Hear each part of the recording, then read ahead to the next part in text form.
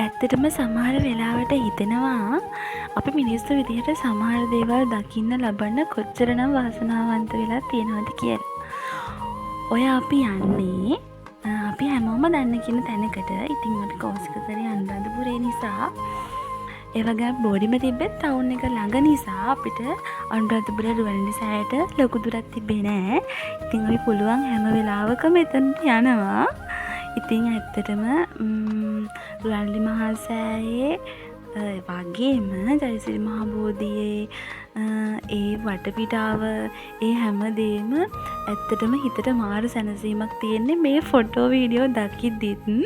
ඉතින් යන්න තියෙනවා නම් කියලා හිතෙනවා. මොකද දැන් කෝසික වෙලා සෑහෙන කල් වෙනවා. මේ වීඩියෝ ගොඩක් කලින් ගත්තේ ඒවා. ඉතින් දකිද්දි හරිම ආසයි. මොකද ඒ දවස්වල හිතට දුකක් දැනුණත් මොකක් ප්‍රශ්නයක් වුණත් විශේෂ දෙයක් තිබ්බත් ඇත්තට ඉක්මනට දුවගෙන යන්න හිතෙන තැනක්.